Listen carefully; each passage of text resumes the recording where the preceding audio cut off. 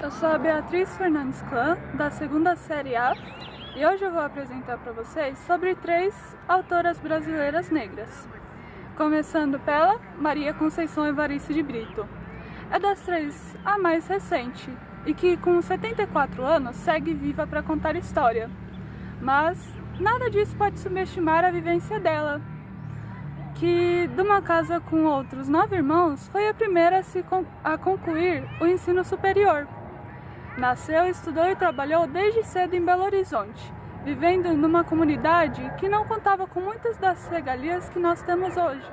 Na década de 70, mudou-se para o estado fluminense e lá aproveitou a oportunidade de um concurso para cursar letras na UFRJ.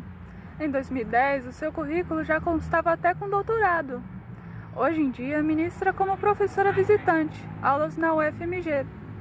Com 35 anos, contactou a organização Quilombo Hoje, que 10 anos depois estreou obras dela na série Cadernos Negros. Em seus livros você encontrará conceitos que atualmente ainda são muito discutidos, como a discriminação de classe, de gênero e racial. Uma delas, Ponciá Vivêncio, foi alvo de pesquisa acadêmica, em 2007, pela primeira vez no Brasil, o que acarretou também a ser traduzido e publicado nos Estados Unidos. Já homenageada na Bienal do Livro e tema da ocupação do Itaú Cultural de São Paulo, quando em 2018 oficializou sua candidatura, a cadeira ocupada por Castro Alves na Academia Brasileira de Letras, por eleição perdeu o lugar para o cineasta Cacá Diegues. E a nossa segunda autora é Carolina Maria de Jesus, escritora negra e brasileira que se tornou relevante para além dos limites do território brasileiro, que hoje teria seus 107 anos. Conhecida por suas críticas à precariedade e ser autoridade no assunto passar fome, Carol não se deixava simpatizar por injustiças que posso garantir que, apesar das diferenças comparando com a nossa situação, muitos aqui ainda podem identificar em suas vivências, como a inflação, a violência, o racismo, o descaso com os pobres e o sistema político em que não se pode confiar.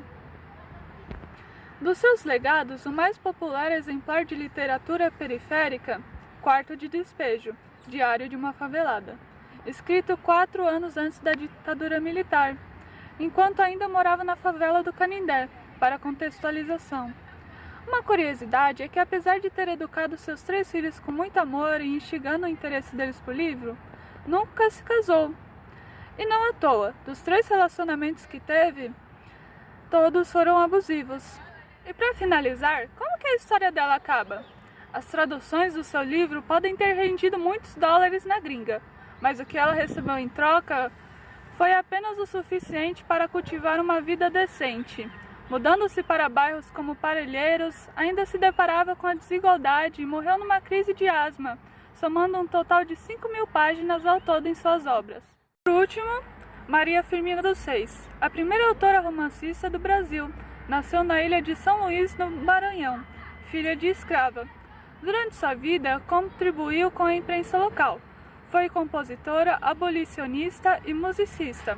Compôs o hino abolicionista e, aos 37 anos, publicou o romance Úrsula, que lhe concedeu o título de primeira romancista brasileira. Aposentada da carreira de professora do primário, passou a dar aulas de graça voluntariamente para aqueles que não tinham condições de bancar, incluindo meninas que se encontrassem em igualdade no ensino.